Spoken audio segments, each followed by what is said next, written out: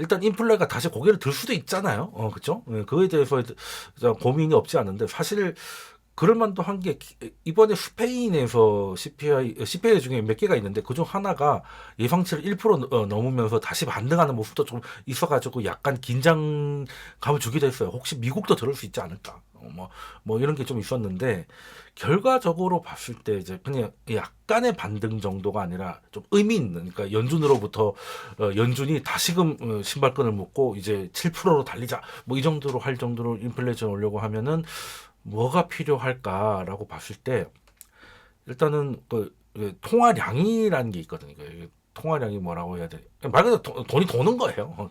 그러니까 우리가 직관적으로 생각해도 돈이 많이 돌면 뭔가 이제 사람들이 돈을 많이 빌려다가 투자도 하고 대출 받아서 뭘 사기도 하고 한다는 거잖아요. 그럼 이제 당연히 이제 수요가 늘어날 테니 그 예전에 우리 IMF 극복할 때 그 김대중 대통령 때 뭘 했습니까? 우리나라 양적 완화 안 되니까 뭘 했어요? 개인들에게 양적 완화를 시켰지. 나에게 힘을 주는 LG 카드. 근데 힘인 줄 알았는데 그게 빚이었죠. 나에게 빚을 주는 LG 카드. 근데 그걸 알면서 왜 그랬을까? 알면서 왜 그랬을까? 신용카드를 써가지고 하면 내 월급보다 더 쓸 수 있잖아요. 그러니까 수요가 살아나는 거지. 그러니까 이제 경기를 살려야 되니까 그런 식으로 자극을 좀 한 거거든요. 그러니까 한마디로 내 월급을 200만 원 받는 사람이 있으면 그 신용카드 없으면 일단 200만 원 이상은 못 쓰잖아. 근데 신용카드는 다음 달에 월급을 땡겨서 쓸 수 있으니까 지금 200이 아니라 200원만 쓸 수도 있고 지금 400만 원짜리를 할부로 사서 생각보다 빨리 쓸 수가 있고 이렇게 돈을 좀 회전을 높이는 거잖아요. 뭐 통화량이 늘어나면 어떻게 되겠어요? 물가는 올라가겠죠. 근데 한동안은 통화량에 대한 이야기가 거의 없었습니다. 제가 예전 강의만 하더라도 통화량 강의 별로 없거든요. 통화량이 언급이 별로 없습니다. 왜? 그 디플레이션이 압력이 높을 때는 통화량이 안 늘어요. 그러니까 통화량이 안 느니까 자꾸 저금리를 하는 거야. 그러니까 이제 100만 원이 100번 돌면 1억인데 100번 돌다가 뭐 10번밖에 안 도니까 뭐 1000만씩 찔러야 겨우 비슷하게 되는 거죠. 그러니까 통화량이 늘지도 않고 그냥 계속 우양해했거든. 그게 뭐겠습니까? 통화량이 늘려면 양적 완화로 늘리는 게 아니에요. 통화량이라고 하면 딱 두 개입니다. 우리 개인들은 뭐 빚내서 집 사는 거죠. 뭐 신용카드 300만 원짜리 맥북 산다고 뭐 통화량이 늘겠습니까? 적어도 10m짜리 아파트를 한 7억 대출 받아서 이렇게 사야 뭐가 의미가 생기죠. 그런 사람들이 많아지고 기업들은 뭐겠습니까? 은행들한테 대출 받고 그렇게 해서 통화량이 증가를 하는 거거든요. 근데 디플레이션 시기에는 워낙에 그런 게 없기 때문에 표시가 안 나서 신경도 안 썼고 통화량이 잘 늘지도 않았고 통화량이 계속 오야양하면서 오히려 물가는 점점 내려가는 상황이었는데 인플레이션 시기가 딱 오니까 통화량하고 인플레이션의 상호관계가 예전의 상호관계를 복구를 했어요. 그래서 지금 원래 상식적으로 생각을 해도 돈이 많이 돌면 물가가 오르겠죠. 돈을 많이 찍어도 돈이 안 돌면 찍은 효과가 없을 거니까 디플레가 올 것이고. 그런데 제가 늘 말씀드린 게 그러면 통화량이 느냐 주냐 줄고 있잖아요. 지금 M2 중과율이 처음으로 마이너스가 됐다. 이게 처음이니까 뭐 최근래 2019년 이후 이런 게 아니라 집계 이래 최초예요. 근데 M2라는 게 뭐 새로운 게 아니라 가지고 집계한 지가 졸라게 오래됐거든요. 근데 그 이후 물론 실질은 몇 번 넘어간 적이 있습니다. 그 조금 이따 보여드릴 건데 그냥 명목적으로 봤을 때 M2 중과율이 마이너스 찍은 거는 이제 뭐 사실상 미국 건국 이래 처음이라고 봐도 됩니다. 물론 뭐 그 대공황 시절에 약간 비슷한 게 있기는 했죠. 그래도 이제 이렇게 찍힌 건 처음이라서 그러면 이번에 물가가 왜 올랐습니까? 요때 많이 통화량이 늘었으니까 올란 거고 그러면은 이제 통화량이 이만큼 솔직히 는 것보다 더 준 것 같은데 그죠?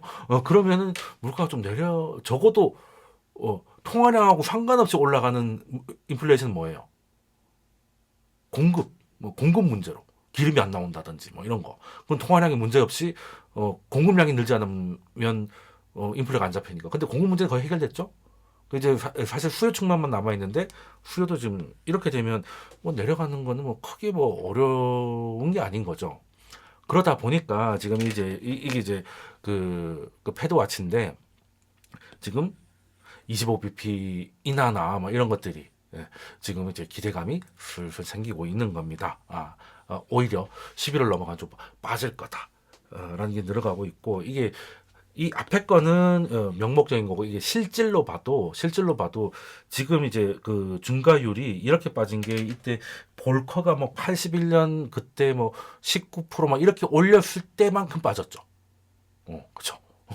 그러니까 지금 우리가 표면적으로 금리가 이제 5%라고 하니까 볼거 때는 19점 몇 프로인데 뭐 그때보다는 그래도 그때가 더 강했지라고 생각하는데 통화량 기준으로 보면 통화량 볼코가 왜 그때 19% 20%를 올렸겠어요? 통화량을 줄이겠다고 금리가 목적이 아니라 수돈으로 하면서 바꾼 거거든요. 통화량을 줄이는 걸 목적으로 하기 위해서 금리는 어떻게든 유도리게 하겠다라고 해서 거기까지 간 거예요. 였어요. 근데 그래서 그 목적이 여기까지 낮추는 거였습니다. 그죠? 81년 이때, 80년, 81년 이때. 근데 그만큼 빠졌어요. 그러니까 지금이 조금 더 내려가면 볼것 때보다 더 긴축적인 상황이라는 겁니다. 이거 이해되십니까? 그러니까 이게 단순 고금리가 아니에요. 지금 우리가 조금만 더 가면 진짜 여기서 멈추지 않으면 이제 미국은 근 100년간 최소 100년간은 가장 긴축적인 상황에 들어가는 겁니다. 그러니까 저는 그거는 정말 쉽지 않을 것이다. 대가가 클 것이다. 그걸 했던 나라가 이제 일본과 캐나다인데 특히 이제 뭐 캐나다는 잘 모르겠지만 일본이 얼마나 고생했는지 잘 아시잖아요. 그걸 알면서 꼭 굳이 온몸에 신나를 붓고 불길에 뛰어들 필요가 없다. 그래서 그만둘 거다.